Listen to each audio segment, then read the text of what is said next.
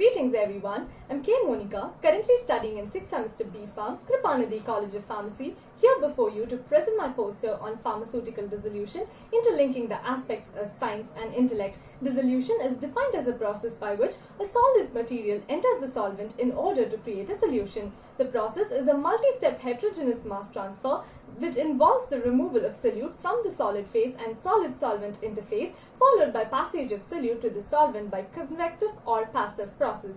The rate of dissolution of the pure drug with a constant surface area at the liquid interface is termed as intrinsic dissolution. Intrinsic dissolution rate is influenced by the solid state properties of drugs like crystallinity, polymorphism, particle surface area, particle shape, and particle size.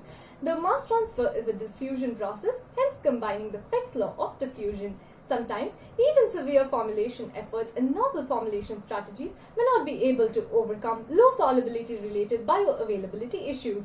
This may be due to weak thermodynamic solubility and poor dissolution behavior resulted in insufficient drug exposure after oral administration.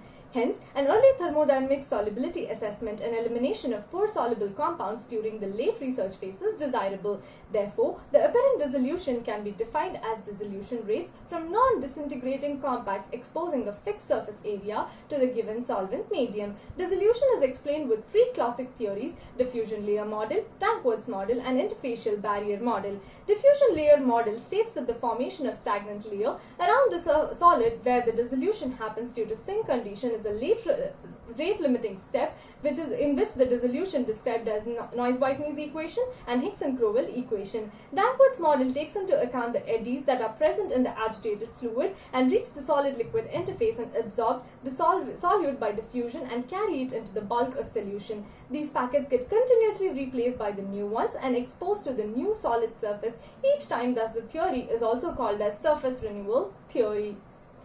The science of dissolution thus promotes the intellectual dissolution in terms of achieving excellence to predict in vivo simulation in an in vitro way and development of ideal dissolution methods for different types of dosage form through IVRT analysis of hydrodynamics to predict the process errors, helps to develop an in vitro in vivo correlation and generation of several effective PBPK models to assist development. IVRT. In vitro release testing allows targeted and systemic drug development and guides the establishment of therapeutic equivalence, helps in optimization of studies like analytical, receiver buffer, membrane selection, and point time selection and establishment of specificity, selectivity, and sensitivity. Hydrodynamics. The dissolution rate is also affected by local fluid velocities to the dissolving surface.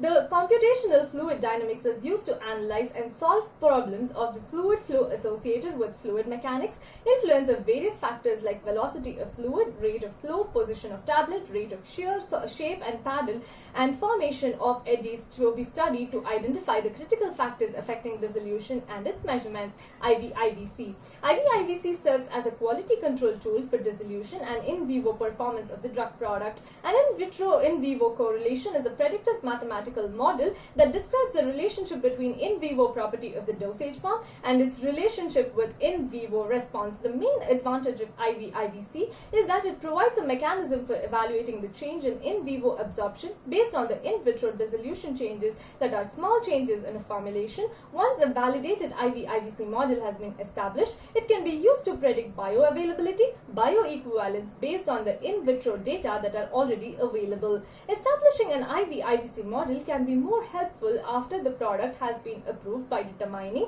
the impact of post-approval manufacturing changes, changes in the site of manufacture, and issues with the individual lots of manufactured products, all without having to repeat costly in vivo bioequivalence studies. PBPK modeling. In silico simulation programs have taken a significant role in NDAs and ANDAs in the recent years based on physiologically based pharmacokinetic models that provide a mechanistic framework for prediction of drug exposure in humans. In silico simulations have been suggested to reduce an effort in the development of generic products. Various in vivo in silico models allow extrapolation of the plasma concentration time profiles from the in vitro data. These platforms help to reduce time as well as support biowaiver applications.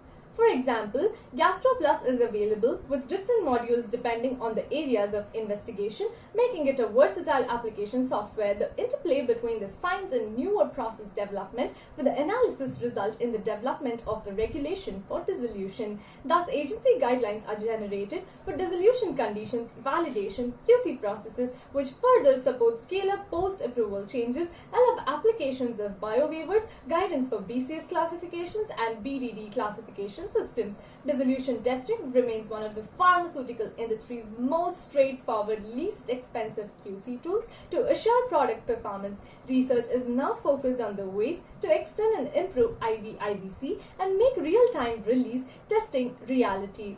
To conclude, dissolution is single physicochemical testing for assessment of product quality and performance, can access critical parameters throughout the development of life cycle for product release and stability testing, a pivotal analytical test for detecting physical changes in an active pharmaceutical ingredient and a formulated product, helps in batch-to-batch quality control, a signal to bioequivalence. Thank you.